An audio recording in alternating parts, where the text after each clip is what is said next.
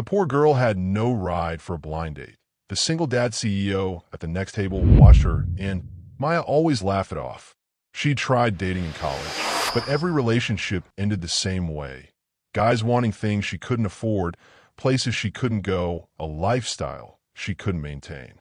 After the third man told her she wasn't worth the investment, Maya decided her heart was safer locked away. Have you ever felt judged for not having enough money? The right car? The perfect clothes? Hi viewers, kindly tell us where you're watching from and what time it is.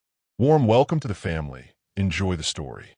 She walked into that crowded Atlanta diner, clutching her phone like a lifeline, her thrifted dress a badge of courage in a room full of designer labels. The man she'd been texting for weeks took one look at her worn shoes and asked a question that shattered her hope. "You actually walked here? Don't you even own a car?" But the wealthy CEO at the next table had been watching everything, and what he did next changed both their lives forever. Have you ever been humiliated in public by someone you trusted? Have you ever felt judged for not having enough money, the right car, the perfect clothes? This is about what happens when dignity meets cruelty. An unexpected rescue arrived from the most unlikely source. What would you do if a stranger stepped in to defend your honor when no one else would? Hit that like button if you've ever needed someone to stand up for you. Let me take you back to Birmingham, Alabama, where this story of survival, dignity, and unexpected love really begins. She had walked 12 miles in heels that weren't meant for walking, all for a man who wasn't worth the blisters. Maya Johnson grew up in the projects of Birmingham, where her mama worked double shifts at Hillcrest Nursing Home just to keep the lights on. Every morning before school, Maya would watch her mama lace up those white shoes, knowing she wouldn't see her again until after midnight. "Education is your way out, baby," her mama would whisper, pressing a folded $5 bill into Maya's hand for lunch. Don't you ever forget that. By 17, Maya had earned a full scholarship to Auburn University. Business degree, summa cum laude, dreams bigger than Alabama could hold. So she packed everything she owned into 2 suitcases and caught a Greyhound bus to Atlanta, convinced the big city would welcome her ambition with open arms. Reality hit harder than Birmingham's summer heat. Her degree meant nothing without connections. Her intelligence couldn't pay for business clothes. Her dreams couldn't cover rent in a city where everything cost twice what she'd expected. Maya found herself working at a coffee shop downtown during the day and cleaning offices at night, just like her mama, except she was supposed to be different. The car she'd saved up for, a 15-year-old Honda with more miles than hope, had been sitting in her apartment complex parking lot for 3 months with a dead transmission. The repair estimate might as well have been $1 million. So Maya walked, to work, to the grocery store, to anywhere life demanded she show up. "Girl, you need to get out there and meet somebody," her coworker Keisha kept saying. "There's good men in Atlanta with money and sense. You just got to put yourself out there." Maya always laughed it off. She tried dating in college, but every relationship ended the same way. Guys wanting things she couldn't afford, places she couldn't go, a lifestyle she couldn't maintain. After the third man told her she wasn't worth the investment, Maya decided her heart was safer locked away. But Keisha was persistent. "I got this friend, Marcus. He works in finance, drives a nice car, real smooth talker. Y'all would be perfect together." Against her better judgment, Maya agreed to meet him. One dinner, she told herself. What did go wrong? Everything. The MARTA bus had broken down 3 stops early, leaving her stranded on Peachtree Street as rain began to fall. Each step toward the diner felt like a test. Heels clicking against wet concrete, her phone buzzing with impatient texts from a man she'd never met. Running late, his first message read. Then traffic. Finally, this better not be a waste of my time. Maya's stomach churned with each notification. She'd spent her last $40 on this dress from a thrift store, hoping to look like she belonged in his world. Her shoes, the only pair she owned that weren't sneakers, were already rubbing blisters on her heels. The diner glowed warm against Atlanta's evening skyline, full of Friday night energy. Couples sharing desserts, families celebrating, servers weaving between tables with practiced smiles. Maya stood outside the glass door, adjusting her dress one final time, praying this man would understand her situation. Have you ever dressed up your best only to feel completely out of place? Drop a heart if you know that feeling. As she pushed open the diner door, she spotted him immediately. Expensive suit, impatient posture, checking his Rolex every few seconds. But at the table right next to us sat another man, and something about the way he glanced up when she entered made her stomach flutter with unexpected awareness. He wasn't supposed to notice her, but from the moment she walked in, everything else in the room faded to background noise.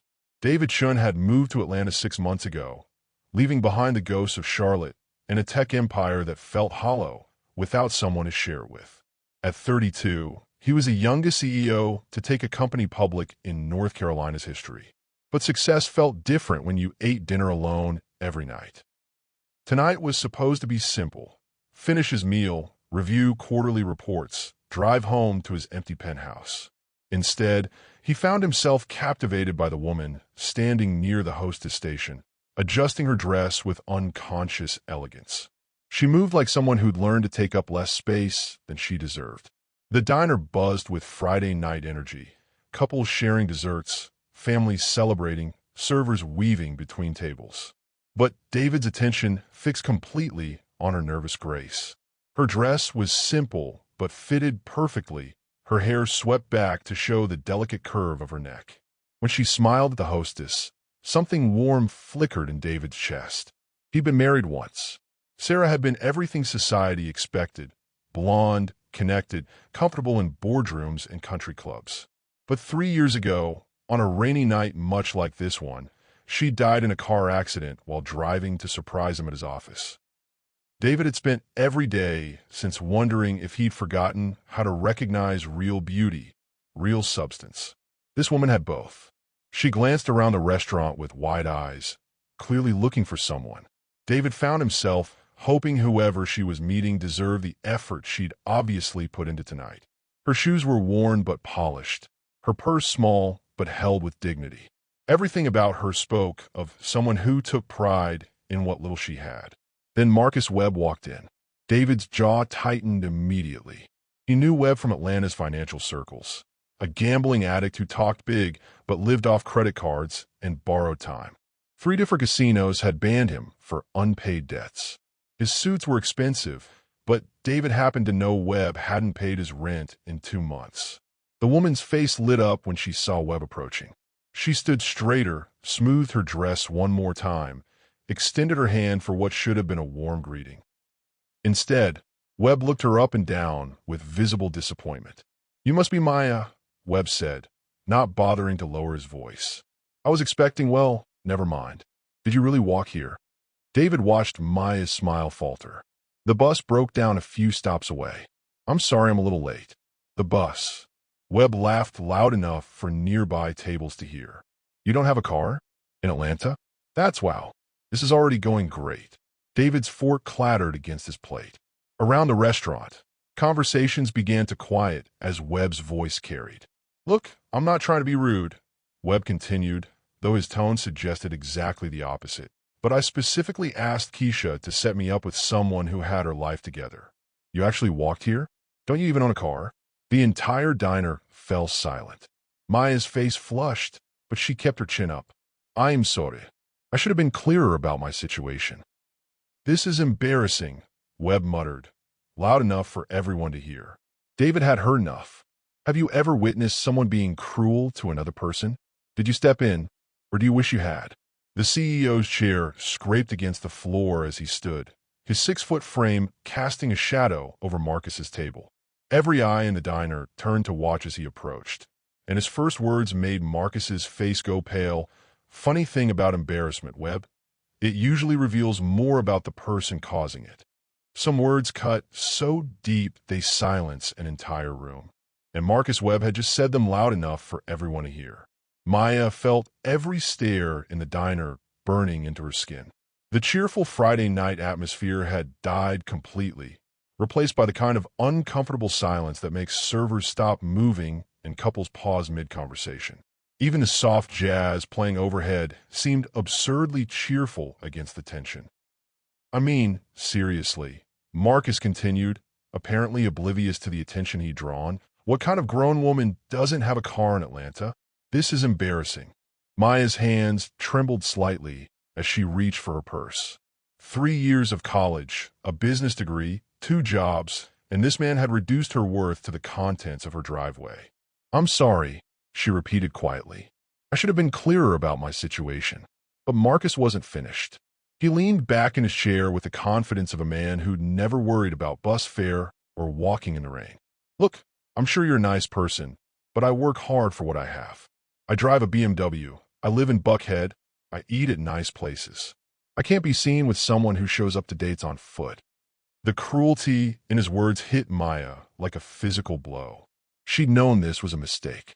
She'd known she didn't belong in his world. But hearing it said out loud, in front of strangers, brought back every insecurity she'd spent years trying to bury. At the table behind Marcus, a man in an expensive suit had stopped pretending to read his documents. Maya noticed him earlier when she'd walked in. Something about his steady gaze had made her stomach flutter with awareness she couldn't name. Now, his dark eyes held something that looked like rising anger. Maybe we should just call a night, Maya said, standing carefully to preserve what dignity she had left. Yeah, probably for the best, Marcus agreed, not even bothering to stand. But hey, at least now I know to ask the right questions next time. Car, job, apartment in a decent part of town. Basic requirements, you know. A woman at the next table gasped audibly. An older man shook his head in disgust. The entire restaurant had become an unwilling audience to Maya's humiliation. Marcus pulled out his phone, apparently deciding this was the perfect time to check his messages. Keisha's gonna hear about this. I specifically told her I wanted quality, not this. That's when Maya's composure finally cracked. 3 years of struggling in Atlanta, of walking miles in cheap shoes, of choosing between groceries and gas money, of being invisible to everyone except when they needed someone to clean their offices or serve their coffee. And now this man, this stranger who knew nothing about her strength, her dreams, her sacrifice, was treating her like garbage in front of a room full of people. You know what? Maya said, her voice stronger than she felt. You're right. This was a mistake, but not for the reasons you think. Marcus looked up from his phone with surprise. I walked 12 miles in heels tonight because I thought meeting you was worth the effort, Maya continued, her voice carrying across the silent diner.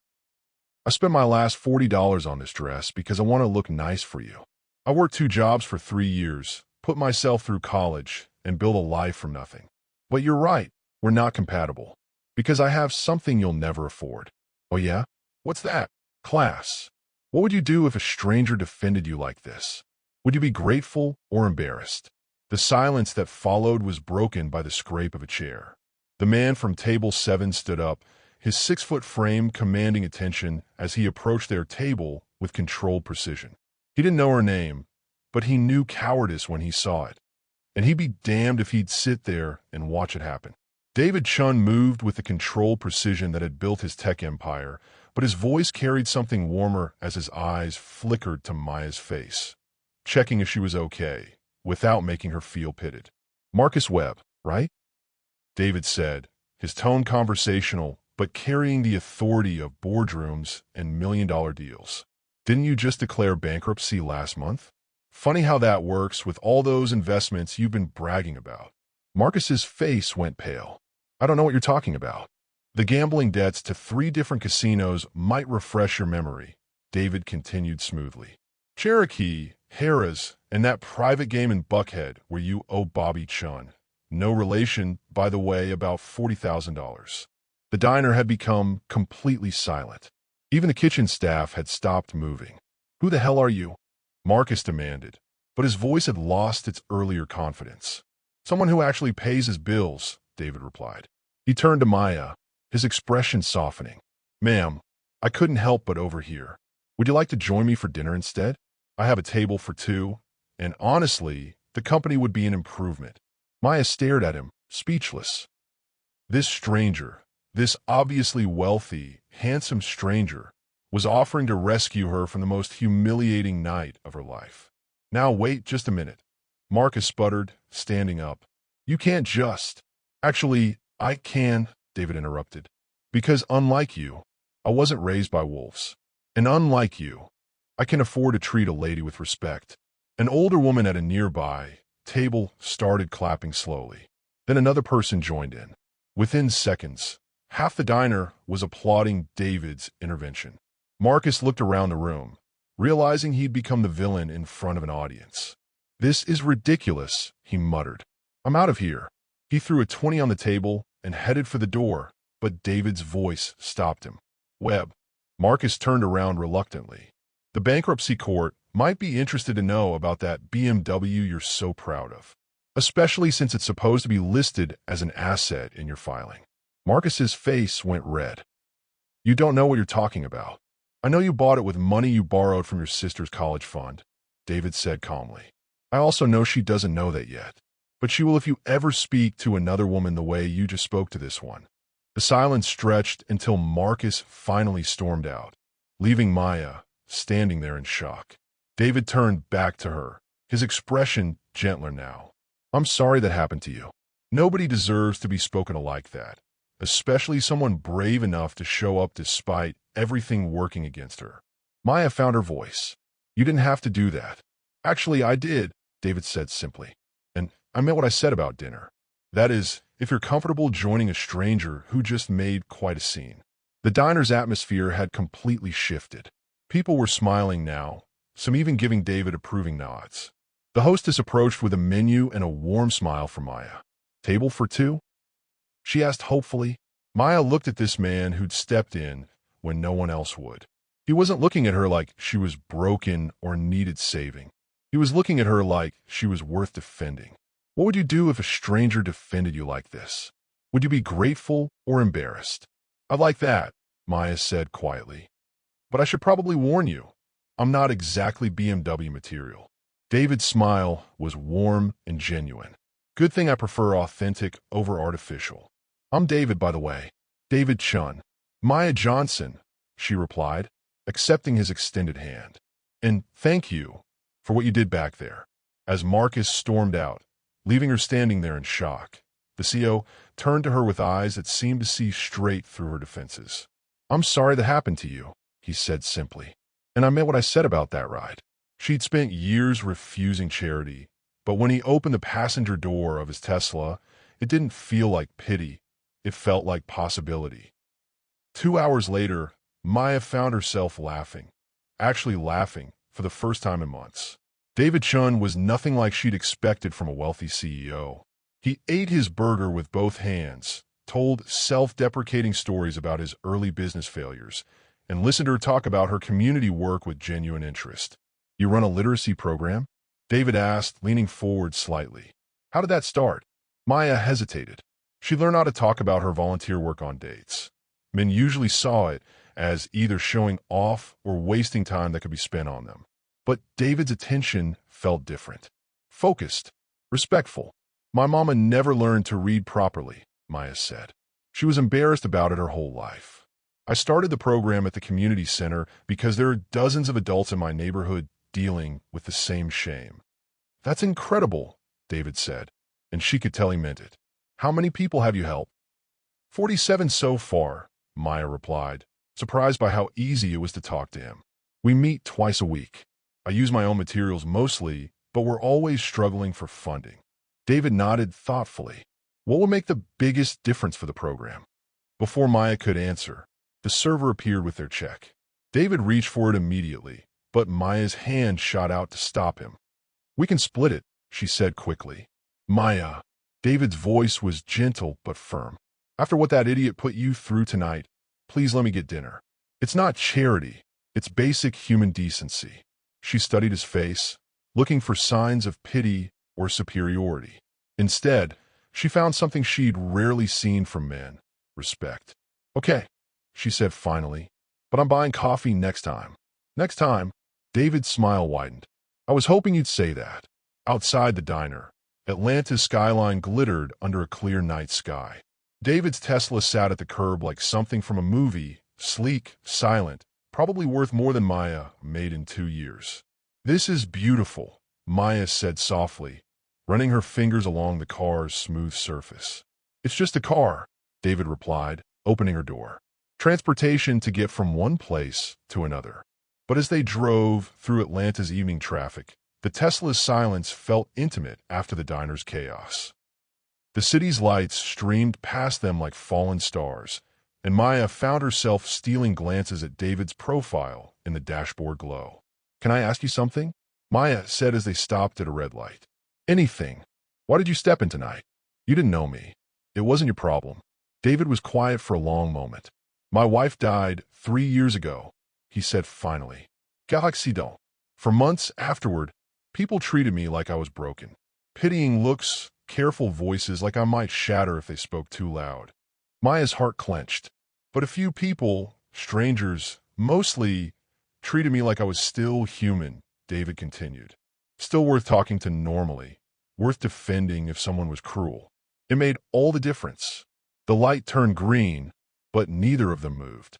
"Besides," David added, his voice lighter, "that guy was a complete jackass. Someone needed to put him in his place." Maya laughed despite herself. "Language, Mr. Chun. Saw the... That guy was a complete posterior opening. That's worse." Their laughter filled the car as David finally pressed the accelerator. Maya relaxed into the leather seat, watching Atlanta pass by through clean windows. For the first time in years, she felt like she was exactly where she belonged. Have you ever had a conversation with a stranger that felt like coming home? Tell me about it in the comments. As they pulled up to her apartment complex, modest but clean, Maya hesitated before opening the door. "Would you like to come up for coffee?" The word surprised them both. His pause lasted just long enough to make her wonder if she'd misread everything. Her apartment was small, but when David Chun stepped inside, somehow it felt exactly the right size for the conversation they were about to have. Maya flipped the light switch, illuminating her carefully arranged space. Nothing fancy.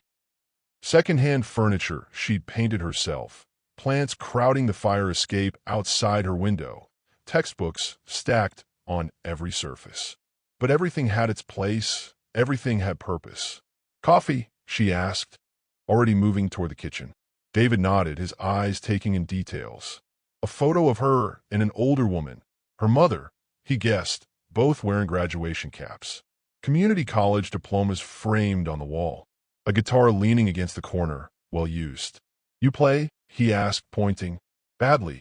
Maya laughed, measuring coffee grounds. "My mom bought it at a pawn shop when I turned 16. Said every woman should know how to make music." The coffee maker gurgled to life. Maya turned, suddenly aware of how close they were standing in her narrow kitchen. David's presence filled the space differently than she'd expected.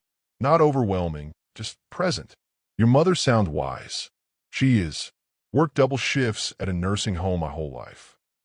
Never missed a school play. Never forgot a birthday." Maya pulled 2 mismatched mugs from the cabinet. "She taught me that dignity doesn't come from what you own. It comes from how you treat people." David accepted his coffee, their fingers brushing. The touch sent electricity up her arm. "Is that why you do community work?" "Partly." Maya settled onto her small couch, tucking her legs beneath her. "When you've been hungry, you remember what it feels like. When you've been looked down on, you know how much kindness matters." David sat beside her, close enough that she could smell his cologne. "Most people forget where they came from once they get comfortable. I never want to be comfortable enough to forget." Maya sipped her coffee, studying his face. "What about you? How did a tech CEO end up in Atlanta?" Something shifted in David's expression. "Fresh start. Sometimes you need to leave everything behind to figure out who you really are." "What were you running from?" The question hung between them. Maya watched David struggle with his answer, saw the moment he decided to trust her. "My wife died 3 years ago.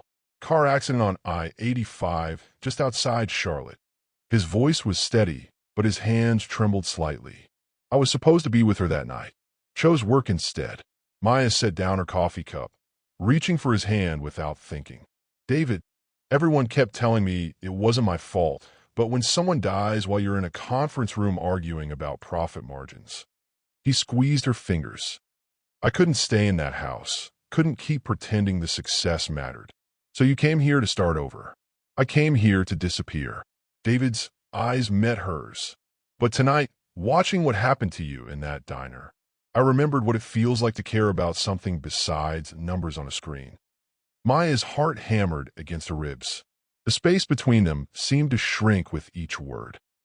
She could see flecks of gold in his brown eyes, could count his eyelashes in the lamplight. "Thank you," she whispered, "for stepping in tonight, for bringing me home. Thank you for inviting me up." His free hand reached toward her face, stopping just short of touching her cheek. "Maya, I know we just met, but—" She leaned into his almost touch, closing the distance. But I haven't felt this connected to anyone since." He swallowed hard. Since before everything fell apart. When she walked him to the door 20 minutes later, they stood too close in the narrow hallway. Her back pressed against the wall, his hand resting beside her head. "I'd like to see you again," he said, voice lower than before. Her heart hammered as she whispered back, "I'd like that too." Neither moved to leave. He could have taken her anywhere money could buy, but instead he chose the place that would mean everything to her heart. Maya stared at David across the community center parking lot, watching him adjust his tie. He looked nervous, a billionaire CEO nervous about impressing her friends. The thought made her smile. "You sure about this?" she called out, locking her car door. "It's not exactly your usual crowd." David straightened his shoulders, grinning. "Good. I'm tired of my usual crowd." The Martin Luther King Jr. Community Center buzzed with Friday night energy. Volunteers rushed around setting up tables for the monthly fundraising dinner, transforming the gymnasium into something magical. String lights crisscrossed the ceiling, donated flowers centered each round table, and the smell of homemade food drifted from the kitchen. Maya, a woman with silver hair and knowing eyes, approached them. "And this must be the young man who's been making you smile all week." Heat flooded Maya's cheeks. "Mrs. Patterson, this is David Chun." "David, this is our volunteer coordinator and the woman who basically raised half this neighborhood." Mrs. Patterson studied David with the intensity of a protective grandmother. Nice suit. You know how to work with your hands? Or just your wallet?" "Both, ma'am." David's respectful tone surprised Maya, though I suspect my hands could use some practice. "We'll see about that." Mrs. Patterson pointed toward a stack of chairs. "Those tables won't set themselves." For the next hour, Maya watched David win over her community without trying. He carried chairs, helped elderly patrons to their seats, and listened, really listened, when people share their stories. "No condescension, no fake chiritismo, just genuine interest." "Your boy's all right," whispered Jasmine, Maya's closest friend, as they arranged centerpieces. "He's not what I expected." "What did you expect? Rich boy playing dress up in the hood." "But look at him." Maya followed Jasmine's gaze. David sat at a table with 3 teenagers, laughing at something one of them said. His expensive shirt was wrinkled, his perfect hair mussed from carrying tables, but he looked more relaxed than she'd ever seen him. "He fits," Jasmine continued. "That's rare." During dinner, Maya found herself seeing David through her community's eyes. He asked thoughtful questions about their programs, remembered names after hearing them once. And when little Timothy spilled juice on his pants, David just laughed and helped clean up the mess. "You do this often?" David asked as they watched couples dance to the DJ's slow songs. "Every month for 3 years. This center kept me off the streets when I was Timothy's age." Maya watched the boy now dancing with his grandmother, both grinning. "Mrs. Patterson taught me that helping people isn't about fixing them. It's about seeing them." David's hand found hers on the table. "Is that what you did for me tonight? Let me see something real." Before Maya could answer, the DJ announced the last dance. David stood, extending his hand. "Maya Johnson, would you honor me?" On the small dance floor, surrounded by friends who become family, Maya let David pull her close. His hands settled on her waist, sure and gentle. She rested her palms on his chest, feeling his heartbeat through his shirt. "Thank you," he murmured against her ear as they swayed, "for letting me into your world. Thank you for wanting in." The music played, but Maya heard something else. The sound of walls crumbling, of possibilities opening, of 2 different worlds discovering they could create something beautiful together. When the song ended, David leaned down, his lips brushing her ear. "Come home with me tonight." Maya's breath caught. She pulled back to study his face, seeing desire mixed with something deeper, something that looked like hope. "Come home with me tonight," she whispered back, surprising herself with her boldness. His smile lit up the entire gymnasium. She'd never invited a man into her bedroom. But David Chin wasn't just any man. He was the first person who'd ever made her feel worthy of tenderness. Maya's hand shook as she unlocked her apartment door. Behind her, David waited patiently. No pressure, no expectations written on his face. Just quiet desire and something deeper, respect for whatever choice she made. "I've never," she started, then stopped. "Never what?" His voice was gentle. "Never brought anyone home like this." Maya turned to face him in her narrow hallway. "Never wanted to." David stepped closer, close enough that she could feel his warmth. "We don't have to do anything you're not ready for." "That's just it." Maya's voice came out breathless. "I am ready. For the first time in my life, I'm ready." Her bedroom glowed softly in the light from her bedside lamp. Nothing fancy. White cotton sheets, a quilt her grandmother had made, photographs of family and friends covering one wall.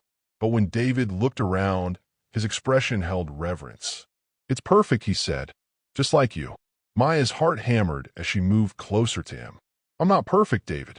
I'm scared and inexperienced, and I don't know what I'm doing." "You're perfect for me." His hands framed her face. "And scared is okay. Inexperienced just means we get to discover everything together." When he kissed her this time, it was different from their gentle kisses before. Deeper, hungrier. Maya felt herself melting into him, her body responding in ways that surprised her. She'd read about desire, heard friends talk about it, but feeling it herself was entirely different. Her fingers fumbled with the buttons of his shirt. "Help me," she whispered. David covered her hands with his, stilling them. "Look at me, Maya." She raised her eyes to his face. "Are you sure? Really sure? Because once we cross this line, everything changes." Maya thought about the woman who'd walked into that diner a week ago. Anxious, defensive, settling for scraps of attention. That woman felt like a stranger now. "I've spent my whole life being careful, being afraid. Tonight, I want to be brave. Then be brave with me." David's shirt hit the floor. Maya's breath caught at the sight of him. Broad shoulders, lean muscles, a thin scar running along his ribs. Without thinking, she traced it with her finger. "Car accident," he said softly. "Same one that killed Sarah." Maya pressed her lips to the scar, gentle as a prayer. "Does it hurt? Not when you touch it like that." She undressed slowly, suddenly shy under his intense gaze. But when she saw the wonder in his eyes, the way he looked at her like she was something precious, her embarrassment faded. "You're beautiful," he breathed. "So damn beautiful." On her bed, David worshipped her with his hands, his mouth, his whispered words. Every touch asked permission. Every kiss was a question she answered with sighs and soft moans. When he paused, hovering above her, Maya saw the control it cost him to wait. "Please," she whispered. "I want this. I want you." He moved with her slowly, carefully, watching her face for any sign of discomfort. There was pressure, a moment of sharp intensity, and then, "Okay," he asked, voice strained with restraint. "More than okay." Maya's hands gripped his shoulders, pulling him deeper. "Don't stop." They found their rhythm together, moving like they'd been made for this moment. Maya had expected awkwardness, fumbling, disappointment. Instead, she found connection. Every sensation magnified, every emotion heightened, until she couldn't tell where she ended and David began. Later, as they lay tangled in her sheets, David traced lazy patterns on her bare shoulder. Maya had never felt so completely satisfied, so perfectly connected to another human being. "No regrets?" he asked quietly. Maya turned to face him, studying the face that had become so dear to her. "Only one." David's body tensed. "What?" "That we waited a whole week." Maya laughed at his relieved expression. "I could have been feeling this good for 7 more days." He kissed her forehead, then her nose, then her lips. "We have plenty of time to make up for it." "Is that a promise, Mr. Chun?" That's a guarantee, Miss Johnson.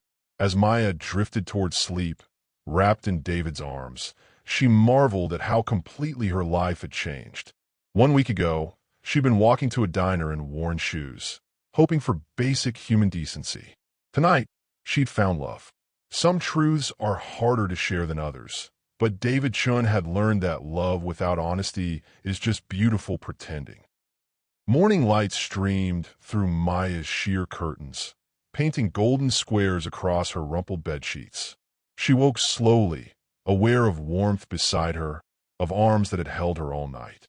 For a moment, she just lay there, savoring the unfamiliar pleasure of waking up with someone she cared about. David was already awake, watching her with soft eyes. "Good morning, beautiful. Good morning yourself." Maya stretched, unself-conscious in her nakedness. Last night had burned away her shyness. "Sleep okay? Better than I have in 3 years."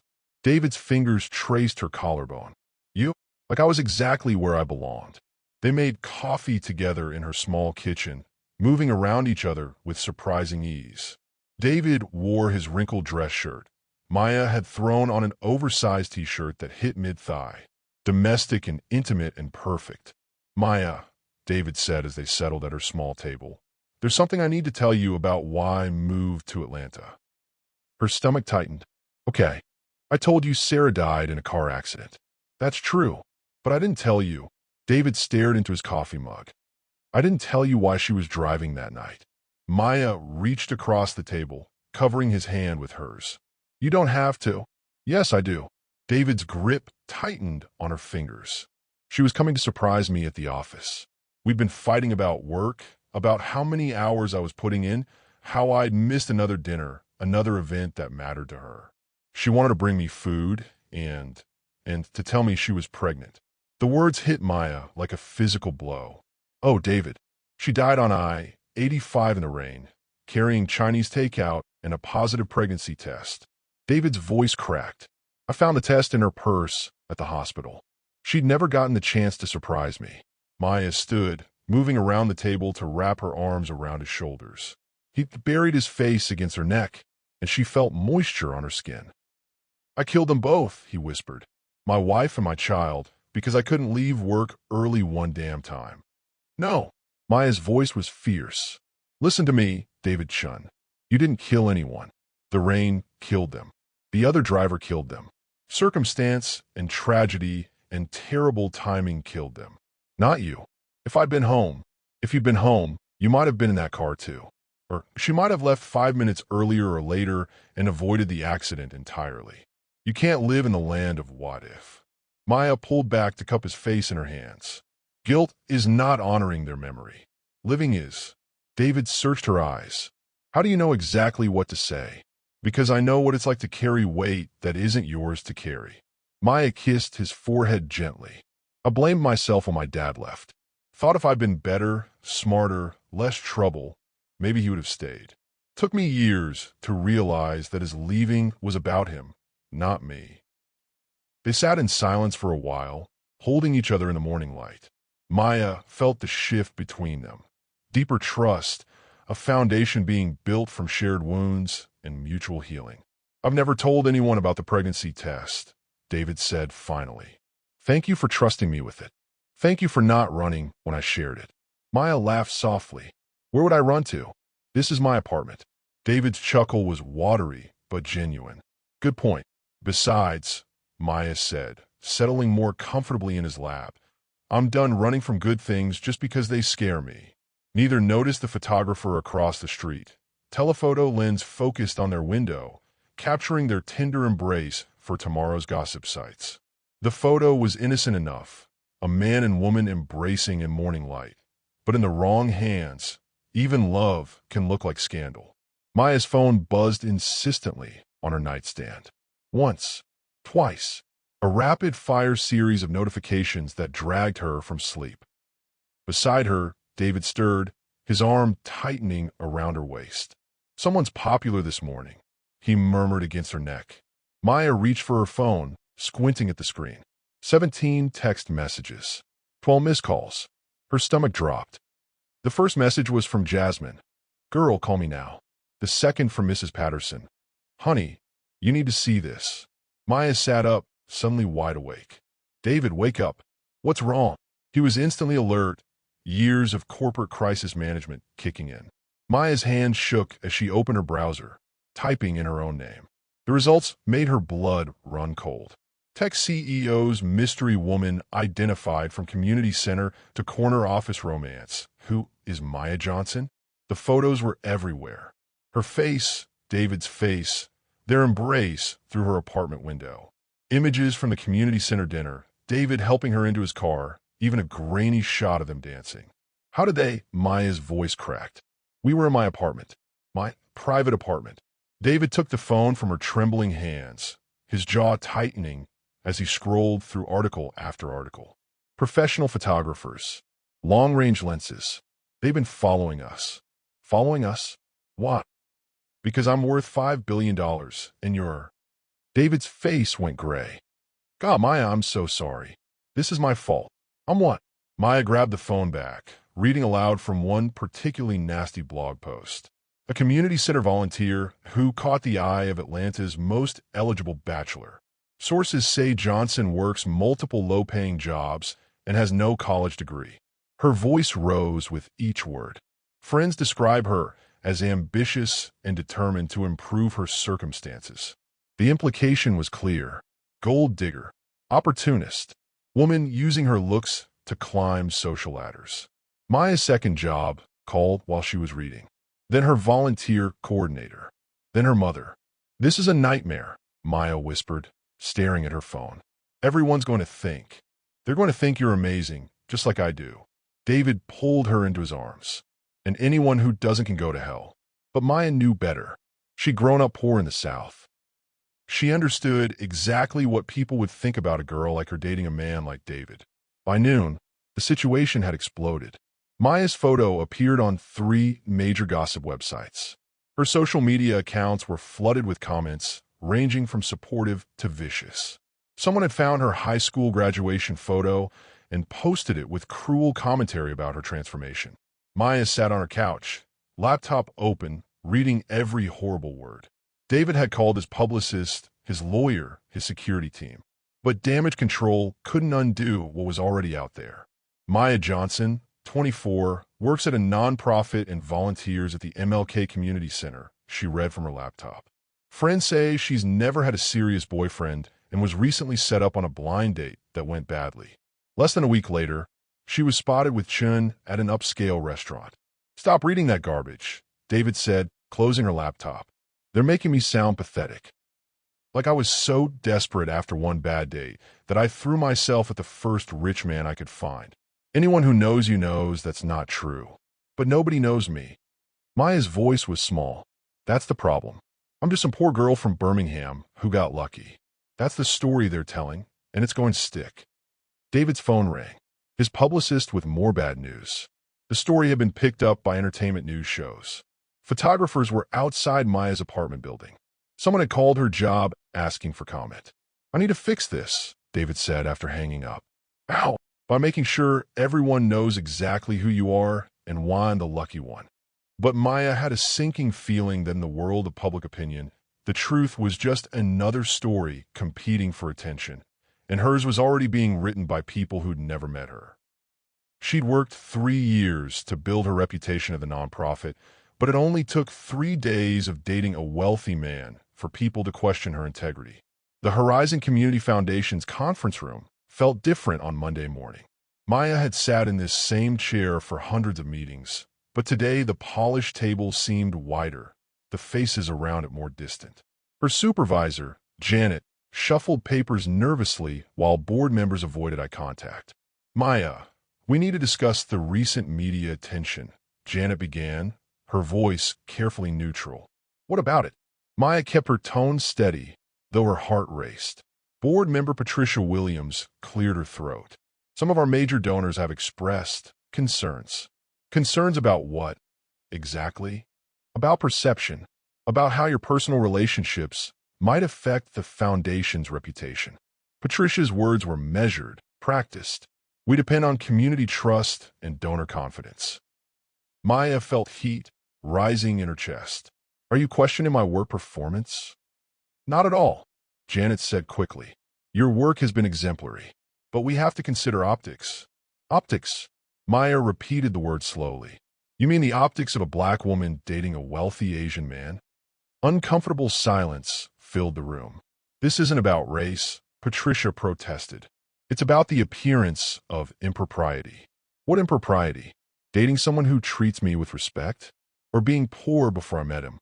Maya stood, pacing to the window. Outside, Atlanta's skyline gleamed in the morning sun.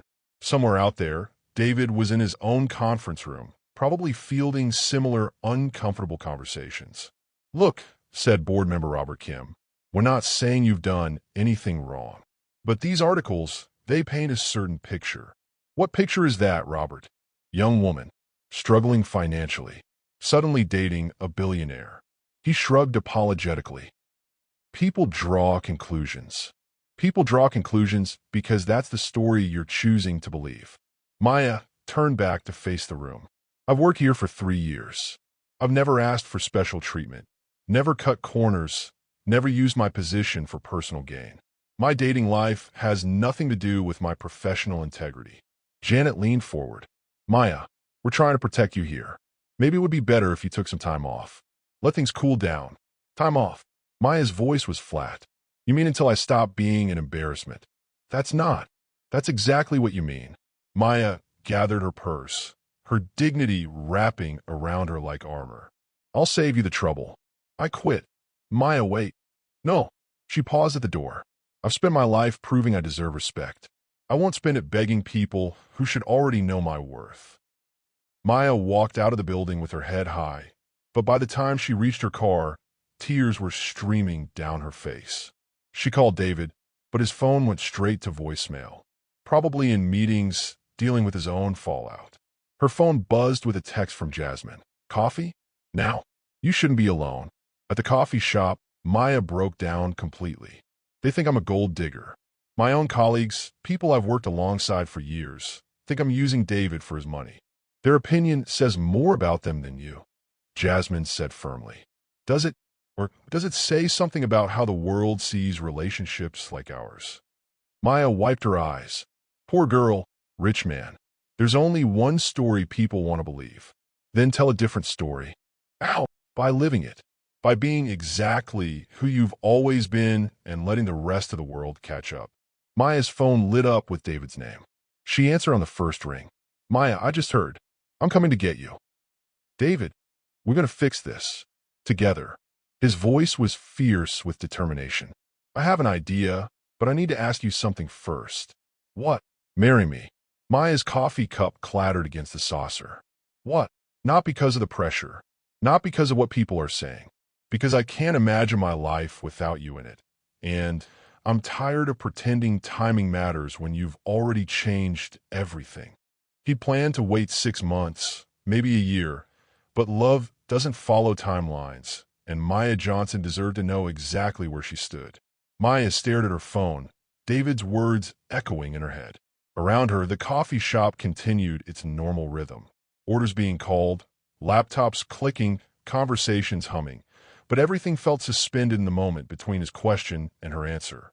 Maya, David's voice was gentle through the speaker. Are you there? I'm here, she whispered. Did you just propose to me over the phone? God, no. That was just a preview. The real thing requires me being there to see your face. His voice warmed. Stay where you are. I'm coming. Jasmine leaned forward, eyes wide. Girl, what just happened? I think David Chun just asked me to marry him. After 2 weeks? After 2 weeks. Maya set her phone down with shaking hands. Am I crazy for wanting to say yes?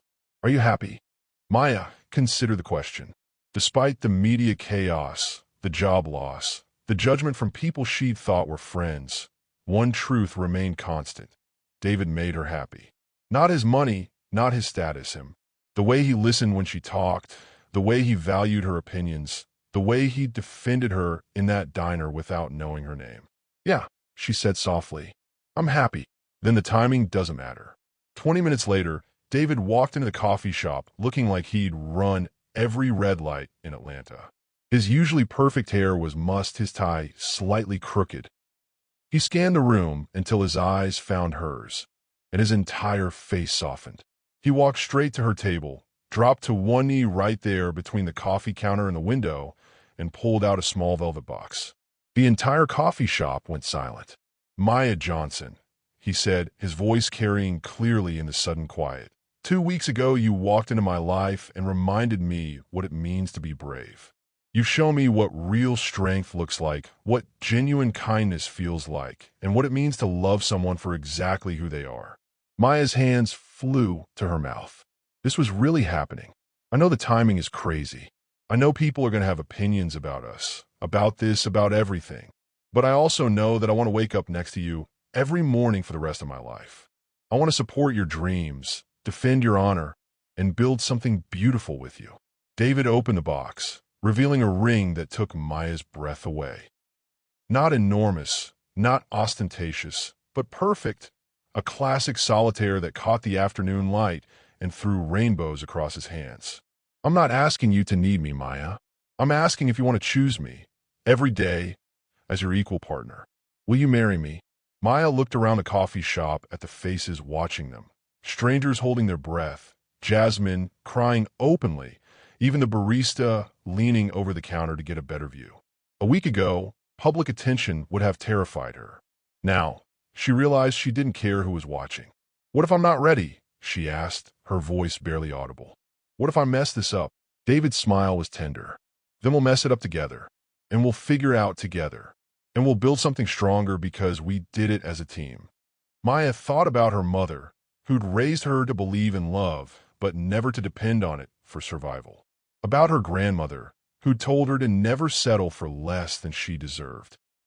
About the woman she'd been 2 weeks ago, walking to that diner in worn shoes, hoping someone would think she was worth a dinner. That woman felt like a stranger now. "Yes," she whispered, then louder, "Yes, David Chun, I'll marry you." The coffee shop erupted in cheers as David slipped the ring onto her finger. It fit perfectly, like he'd somehow known her size, her style, her heart. Maya threw her arms around his neck as he stood, kissing him while strangers applauded and someone's phone camera flashed. "I love you," she whispered against his lips. "I love you too," he whispered back. "Ready to face the world as a team? With you? I'm ready for anything." But even as she said it, Maya knew the real challenges were just beginning. Wedding planning revealed more about their differences than dating ever had. But instead of driving them apart, it showed them how to build bridges. Maya's mother arrived in Atlanta on a Tuesday, carrying 2 suitcases and 27 years of protective instincts. Dorothy Johnson was small in stature, but mighty in presence, with silver streak hair and eyes that missed nothing. "So this is the man who thinks he's good enough for my daughter," she said, sizing up David in Maya's apartment. "No, ma'am," David replied respectfully. "I'm the man hoping your daughter thinks I'm good enough for her." Dorothy's stern expression cracked slightly. "Better answer. You got coffee." 3 hours later, Maya found them laughing over photo albums at her kitchen table. Her mother was showing David pictures of Maya's high school graduation. David was sharing stories about his own immigrant parents' expectations, and somehow they'd found common ground in their shared protectiveness over Maya. "I like him," Dorothy whispered to Maya while David was in the bathroom. "He's got good hands. Good hands. Look how he touches things. Gentle with your photos, careful with your grandmother's quilt. Man with good hands treats precious things right." Wedding venue shopping proved more challenging. Maya envisioned something simple. The community center decorated with lights and flowers, homemade food, everyone she loved gathered in the space that meant everything to her. David's family had different expectations. "The country club has availability in October," David's mother, Helen, said during their first family dinner together.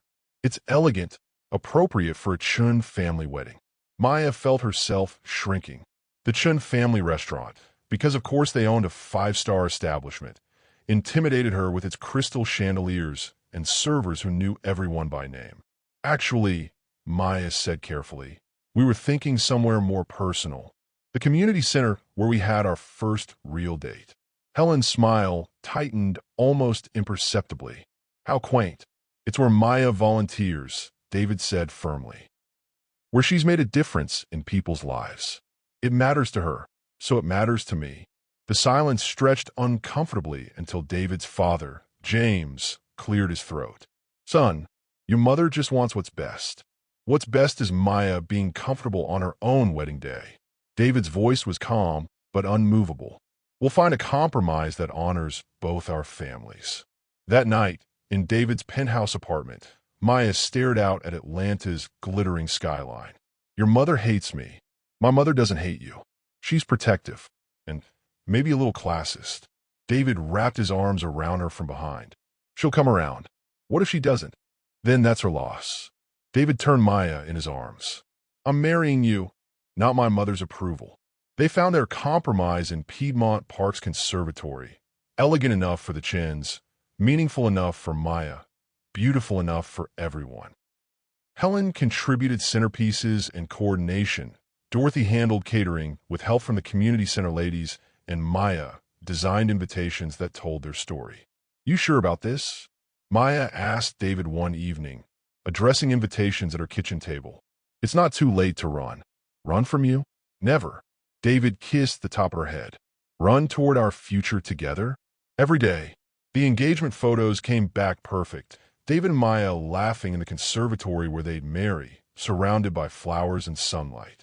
But the comments on social media remained brutal. Gold Digger finally locked him down 2 months from first date to engagement. Desperate much? Poor guy doesn't know what hit him. Maya deleted the apps from her phone. People are going to talk no matter what we do, she told David. I'd rather spend my energy on us than on strangers who don't know our story. Our story, David repeated, pulling her close. I like the sound of that. Good, Maya said, kissing him softly. Because it's just getting started. Outside, photographers with long lenses captured their silhouettes through the window, but for once, Maya didn't care who was watching. The pregnancy test showed 2 pink lines, but Maya saw 1,000 questions about timing, readiness, and whether love could stretch to hold one more heart. Maya stared at the plastic stick in her bathroom, counting the lines over and over. 2 pink lines. Definitely 2. She bought 3 different tests just to be sure, and they all told the same story. Pregnant. 6 weeks before her wedding, 3 months after meeting David, and she was carrying his child. Maya sank onto the edge of her bathtub, mind racing. They'd been careful, mostly. But that night, after the community center dinner, caught up in passion and possibility, careful had taken a back seat to want. Now it had consequences. Maya's phone buzzed with a text from David. Dinner tonight? I have news. She typed back. Me too. Your place or mine? Mine. I'm cooking. Maya spent the afternoon in a daze, mechanically going through her errands while her mind spun through possibilities. How would David react? They'd never discussed children beyond acknowledging they both wanted them someday. But someday had arrived ahead of schedule. David's penthouse smelled like garlic and herbs when Maya arrived. He greeted her with a kiss and a glass of wine, which she accepted but didn't drink. You look nervous, he said, studying her face. Everything okay? You said you had news, Maya deflected. You first. David's expression shifted to excitement. The foundation board approved our proposal. Full funding for the medical clinic at the community center. We can break ground next month. Maya's heart swelled. They've been working on the proposal for weeks. David's resources combined with Maya's community knowledge to create something that could actually change lives. David, that's incredible. She threw her arms around him, momentarily forgetting her own news in the joy of his. We're really going to do this. We're really going to do this, he confirmed, spinning her around. Maya Johnson-Shun, community health advocate and my beautiful fiancée. Maya's stomach flipped at the sound of her future name. About that. About what? Maya pulled back, studying his face. Joy, love, excitement. All the emotions she'd hoped to see. But how would they change when she told him? David, sit down. His expression immediately shifted to concern. Maya, you're scaring me. What's wrong? Nothing's wrong. At least, I don't think anything's wrong. But Maya reached into her purse, pulling out the pregnancy test. We're going to have a baby. David stared at the plastic stick like it was written in a foreign language. A baby. A baby. Maya's voice was barely a whisper. I know this isn't how we planned it. I know it's fast and complicated and probably terrible timing. Terrible timing? David looked up at her, and Maya's breath caught at the wonder in his eyes. Maya, are you kidding me? I'm not kidding about anything. I'm pregnant, David. Really pregnant. David stood slowly, his hands reaching for her waist with reverent care. We're having a baby. We're having a baby, Maya confirmed, tears starting to flow. Are you okay with that? Instead of answering, David dropped to his knees, pressing his forehead against her still flat stomach. Maya's hands threaded through his hair as his shoulders shook. David, I thought I'd lost my chance, he whispered against her shirt. After Sarah, after the baby we lost, I thought maybe I didn't deserve another shot at being a father. Maya's heart broke and healed simultaneously. You deserve everything beautiful this world has to offer. David looked up at her, eyes bright with tears. I love you. I love this baby. I love that our child will grow up knowing they were wanted from the very first moment. Even though it's crazy timing, especially because it's crazy timing. David stood, cradling her face in his hands. This baby is going to be born into a love story, Maya. How perfect is that? That night, they lay in David's bed talking about the future. Names they liked, nursery colors, whether Maya would keep working after the baby came. What if I'm not ready to be a mother? Maya asked in the darkness. What if I'm not ready to be a father again? David countered. We'll figure out together, just like everything else. Maya placed David's hand on her stomach. Hello, baby, she whispered. Your parents are a little scared, but incredibly excited to meet you. We're going to love you so much, David added. And we're going to make sure you know exactly how wanted you are. The baby couldn't hear them yet, but Maya felt like they were already a family. She'd walked into that diner looking for a date, but found a destiny.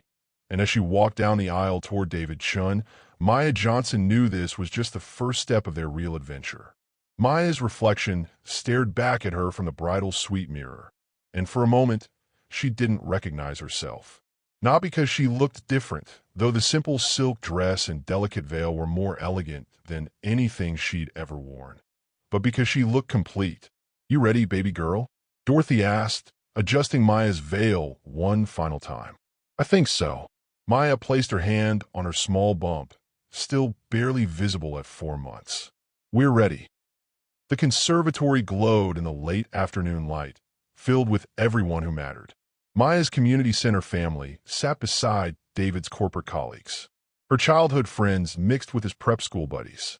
Mrs. Patterson wore her best Sunday dress and sat proudly in the front row next to Helen Chun, who'd surprised everyone by helping arrange the flowers. As the music began, Maya took her first step down the aisle. Every face turned toward her, but she only saw David. He stood at the altar in his perfect black tuxedo, hands clasped, eyes bright with tears he wasn't trying to hide. Halfway down the aisle, Maya caught sight of a familiar face in the crowd. Marcus Webb, her disastrous blind date from months ago.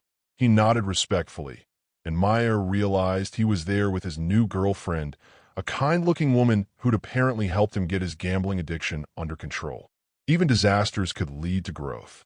David's best man, his business partner Michael, handed him a handkerchief as Maya approached.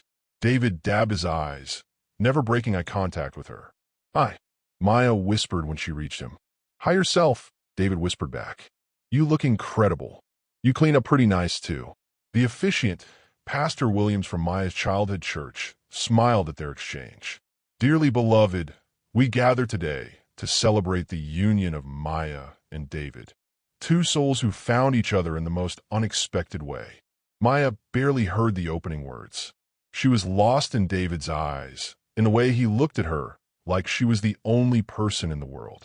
When it came time for vows, David went first. Maya, 3 months ago, you walked into a diner in a thrifted dress and worn shoes, and you changed my entire world. Not because you needed rescuing, you've never needed rescuing, but because you reminded me what courage looks like. You taught me that love isn't about what you can give someone, but about seeing who they really are and choosing them anyway, every single day. David's voice wavered with emotion. I promise to choose you every day, to support your dreams, celebrate your victories, and stand beside you through whatever challenges come our way. I promise to raise our children to be as strong and kind and brave as their mother. And I promise that no matter how much money I make or lose, no matter what the world says about us, you will always be the richest blessing in my life. Maya was crying openly now.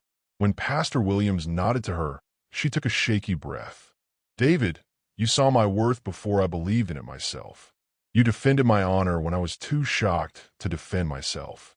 But more than that, you've loved me without trying to change me, supported me without making me feel small, and shown me that partnership isn't about losing yourself in someone else. It's about becoming the best version of yourself alongside them. Maya's hand found David's, their fingers intertwining. I promise to build dreams with you, not just support yours. I promise to love you in the good times and the hard times, when you're confident and when you're scared, when we're rich and if we're ever poor. I promise to raise our children to know that love sees people, really sees them, and that's the most valuable gift anyone can offer. By the power vested in me, Pastor Williams announced, I now pronounce you husband and wife. David, you may kiss your bride. David cupped Maya's face in his hands, kissing her softly while their friends and family cheered. When they broke apart, Maya saw her entire future in his eyes. As they walked back down the aisle together, Maya caught sight of her reflection in the conservatory's glass walls. She looked radiant, complete, exactly where she belonged. Outside, photographers waited, but Maya no longer cared. Let them take pictures. Let them write their stories. She knew the truth. She was Maya Johnson-Chin now, wife to the man who'd seen her worth, mother to the child growing inside her, partner in building something beautiful. The woman who'd walked into that diner 6 months ago had been looking for basic human decency. She'd found love, respect, partnership, and a future brighter than any dream she'd dare to have. Sometimes the best love stories begin with a stranger's kindness. If Maya and David's story touched your heart, hit that like button and subscribe for more stories about finding love when you least expect it. Tell me in the comments, what would you have done if you were sitting at that table next to theirs? Would you have stepped in like David did? And remember, sometimes the most beautiful love stories start with someone simply seeing your worth. Thanks for watching, and I'll see you in the next one.